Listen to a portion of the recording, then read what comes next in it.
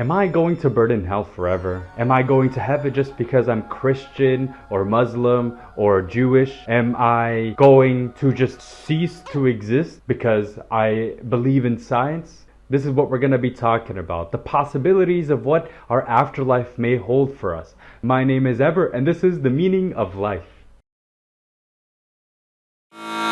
So first, it's important to say, I am not here to tell anyone whether they're right or wrong. I am not the owner of the truth. We just need to suspend our ideas for a couple of minutes, and at the end we can get to the real truth. I'm only simply here to give you some ideas, some things that we can reflect on so that we can have our own convictions, our own beliefs. You're welcome to believe in whatever you would like. We just need to suspend our ideas for a couple of minutes because the matter of fact is we don't really know what the afterlife holds for us. Please think for yourself. Question everything that we have in terms of our beliefs, and if what we believe is in fact true, great. So come on board the train of thought and let's see exactly what this afterlife may hold for us. So the first big question, does God exist? What is God? Before we can dive into what the afterlife may hold for us, we need to establish what God is in fact. What I would like to do is to propose a scientific idea of what God is that doesn't deny spirituality and also doesn't deny science, because in the end science cannot disprove the existence of God, nor can we prove the existence of God through scientific ways.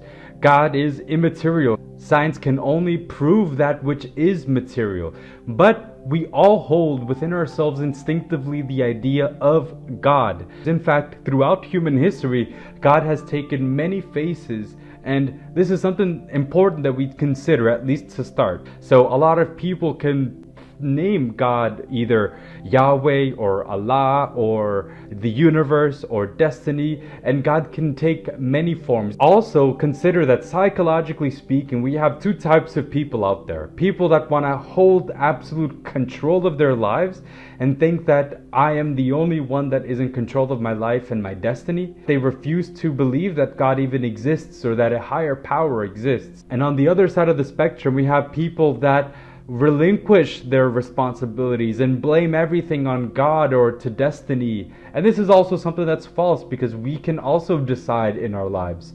So we have to find this middle path that God does intervene in our lives, but we still have free will. We can still decide for ourselves what our destiny may hold. And destiny is not written in stone. Now I'm going to present some ideas in a logical way as to why God does exist, and you can take it as you wish, and please feel free to be skeptical. You don't have to believe what I believe, okay? So let's analyze now what science believes in terms of the existence of the universe. What are we? What is our body made out of? Our bodies are essentially made out of organs, right? Like the heart, our skin, our eyes, our kidneys, our lungs, muscles and tendons and bones that hold our shape, This is essentially our bodies. But now, what are these things made out of? What are the building blocks of our bodies? We know that our bodies are made out of oxygen, carbon, hydrogen, calcium, and phosphorus. These elements make up 99% of our bodies. Okay, cool. Now, what are these elements? Elements or molecules are just the composition of atoms. And what are atoms? Atoms are essentially neutrons and protons at the nucleus with electrons orbiting around it. And a combination of these, we get all of the elements in the universe, right? So it was once upon a time thought that the atom was the absolute building block of the universe. But now we know a little bit better, that when we split open an atom, we get essentially subatomic particles known as quarks. And these quarks are held together through the fundamental forces such as the strong interaction, the weak interaction, electromagnetism. And yeah, this is essentially what our body is made out of. Now, I hope I've not lost you, right? All of this is essentially a really scratching the surface of chemistry, biology, physics, and it is truly our scientific belief. And this has been proven. People have dedicated their lives in proving and testing these ideas. So at this point, we understand that this is a fact. We are made out of subatomic particles that then make our atoms, that then make the elements, that then make our bodies, that then make our... You get the idea.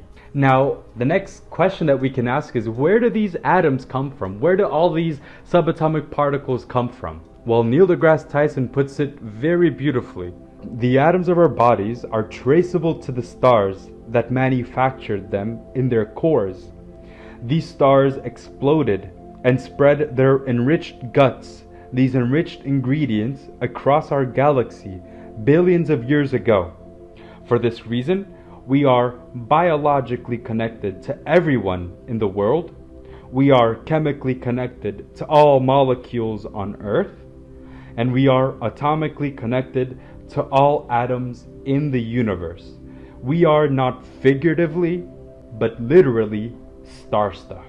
This is one of my favorite quotes. I find it worded absolutely beautifully as to what the origins of us is, right? We all come from stars in the end. What makes up our bodies comes from stars. How awesome is that? But now we can ask, where do these stars come from? Now, according to modern science, all of these stars and all that we can basically see with our naked eye was created 13.8 billion years ago with the Big Bang, essentially. The chain reaction started from a very small, very hot, infinitely dense point in the nothingness that exploded violently and created essentially the space, time, all the elements and everything that we know that is the universe today. After the Big Bang, the energetic forces began consolidating themselves, like electromagnetism, the strong interaction, the weak interaction, and so on.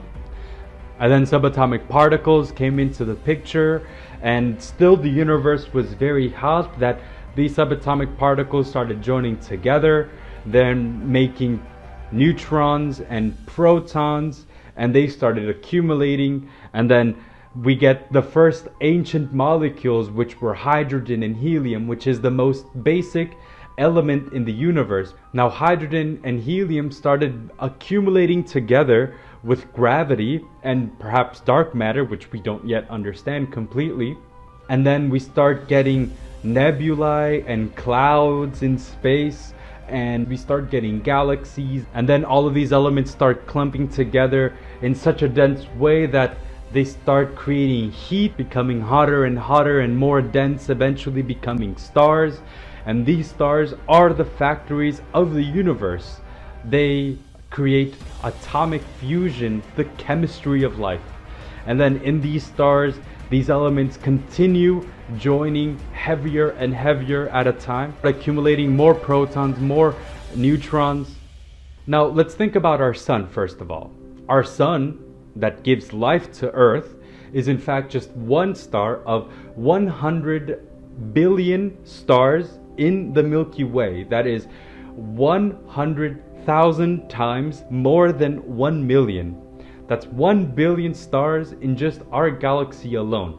And our galaxy is an average sized galaxy. So we have galaxies that are bigger and smaller. But as a way of imagination, let's think that every galaxy in the universe is exactly the same as the Milky Way, with the exact number of stars as the Milky Way. And let's multiply our one galaxy times 2 trillion.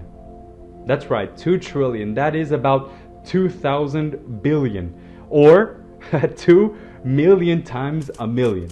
That's just a huge number. It's absolutely unimaginable. We can't, our brains literally didn't evolve to comprehend this size. So let's put this into context. Imagine that I count one galaxy, like the Milky Way, per second, okay? One galaxy per second. It would take me then 12 days for me to count 1 million galaxies, a new galaxy every single second. It would take me 31 years for me to count 1 billion galaxies. And it would take me 31,000 years for me to count 1 trillion galaxies. That's one galaxy every single second for 31,000 years. You know what happened 31,000 years ago?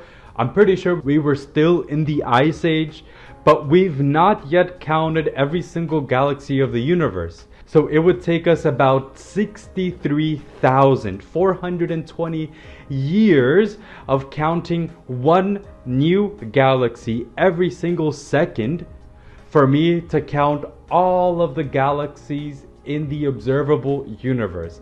This is a massive number.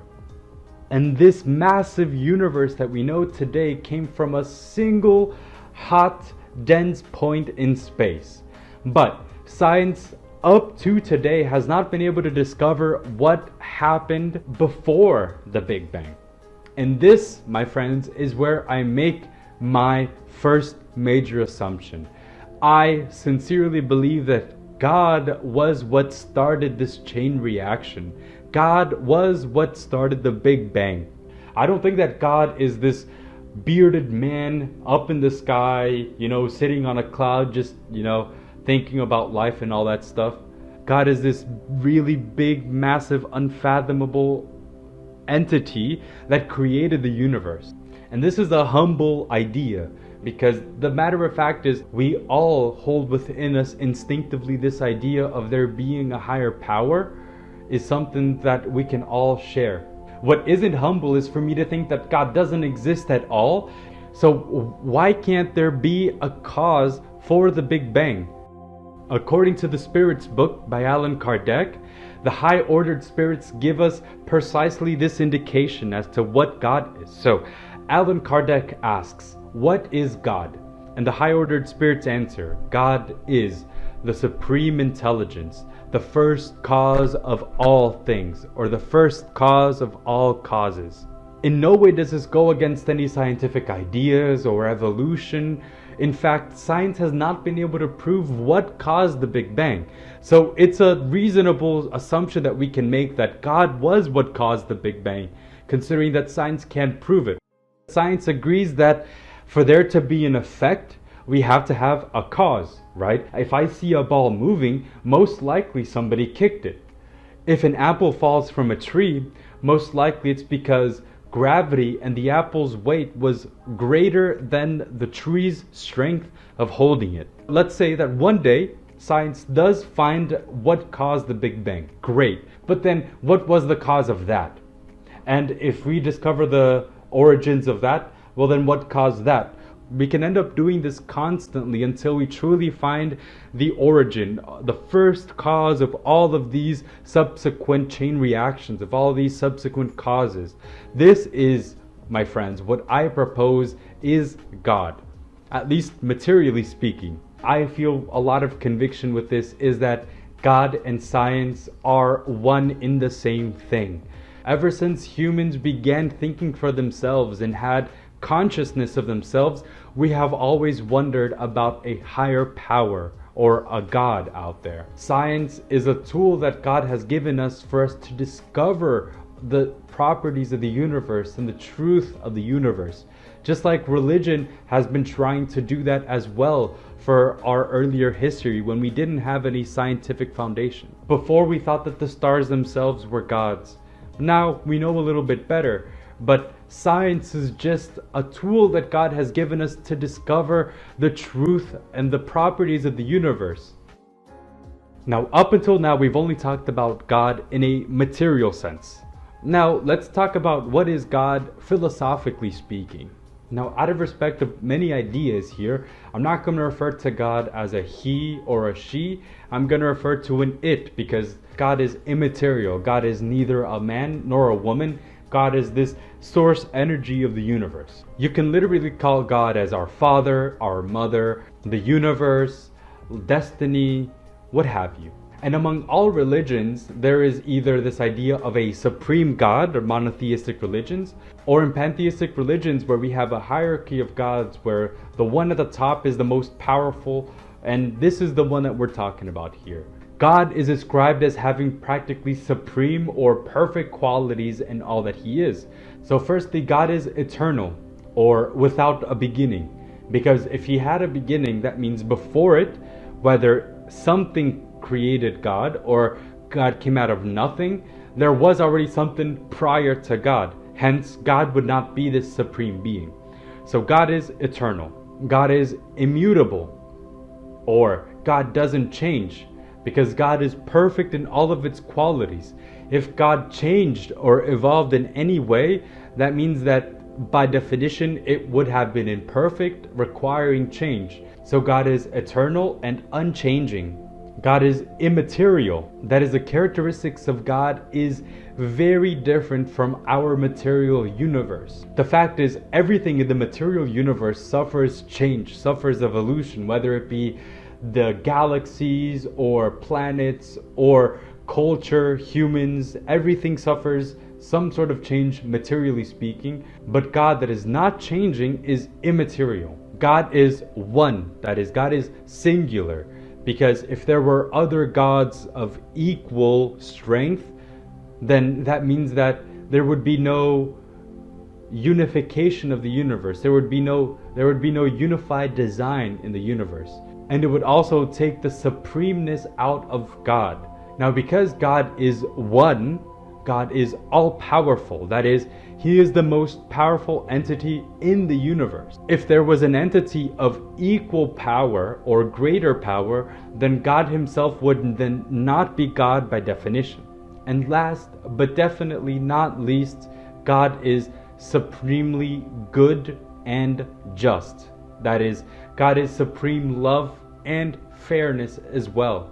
And we can understand the wisdom of His absolute fairness and justice based on the divine laws that we see expressed in the universe. There are divine laws or moral laws that God has written within our consciousness that gives us our moral bearing, right?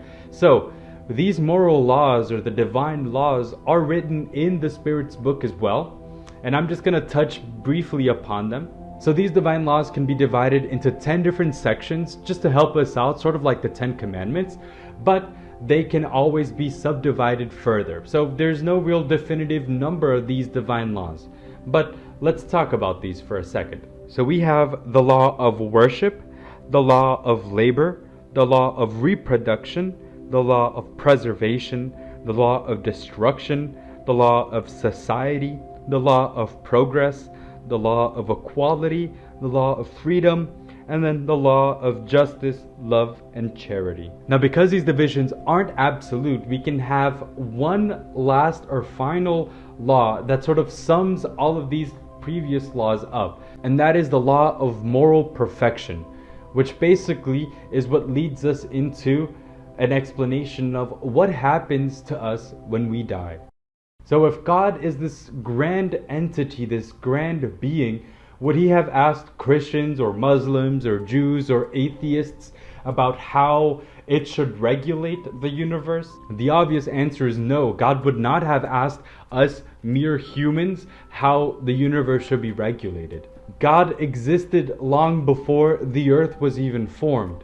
So God is not Christian or Jewish or a Muslim or any one of these. And religion is important in the sense just to help us become better people. But at the point that we start taking other people's freedoms or we start judging others or fighting against others, we know that religion is no longer helping us. Religion, just like science, is an imperfect tool in humanity's tool belt made to discover the truth of the universe. If religion makes you a better person, makes you an easier person to live with in peace and harmony, if it makes you help the needy and love others around you, then great, religion is good. But at the point that we start fighting in the name of religion, at the point that we start creating chaos in the world in the name of religion, in the name of God, this is where we humans are creating God in our image, in our beliefs, or rather misbeliefs and prejudices, so that God fits our own little boxes. God, the universal God of the universe, loves every single one of us, no matter the race, no matter the sex, no matter the orientation, no matter the culture, no matter the belief, no matter if we live on this planet or if we live on other planets. God loves us because we are His creation. Even if we're good or we're bad, God loves us unconditionally. It doesn't matter. God and God's love to all of His creatures is like our sun in a clear day here on earth, where we receive and we feel the sun's rays on our skin. We feel the warmth and the comfort that it provides us. And it doesn't matter. We don't have to believe in the sun because the sun is there. And the sun isn't asking us to reflect any sort of sunlight back to it. It gives without asking. So God is essentially supreme, all just, all loving, all fair, all understanding, all merciful. You get the idea. God is perfect in all of His qualities. In all honesty, God is so massive that we humans will never understand the grandeur and the perfection of God. But this is the closest approximation based on all of the knowledge that we have of what God is. After all of the years of war, conquest, and destruction in the name of what we thought was God, nowadays we understand that that is not the case. We are creating God in our image, but no, God has created us in His image. So we are here to love everybody unconditionally, just as God loves us unconditionally. No matter the history, no matter if people have wronged us or not, we are here to love everybody like God loves us. So now that we understand a bit better about what God is, we can dive into what exactly it is that we may find when we die. What is our destiny after our life here? What happens when we die? And just as we've come to determine, no matter what happens when we die, we know that we have no choice in it whatsoever. God is the decider here. God is our judge, our unconditionally loving judge. And spoiler alert about the afterlife, we never actually die. Death is just an illusion, a wild illusion. So if you like this video, remember to like and subscribe and hit the bell to keep up to date with the videos of the meaning of life. And also remember to be charitable by sharing this video with somebody that needs a positive word, or that thinks that God is some evil man in the sky playing mean games with us, you know. And tune into part 2, where we can begin to piece the puzzle of what may happen when we die at the end, during a time that we are all being faced with death, especially in this pandemic. And may our Master Jesus help us in illuminating our path and in helping our brothers and sisters by bringing light and unconditional love to this world. So be it.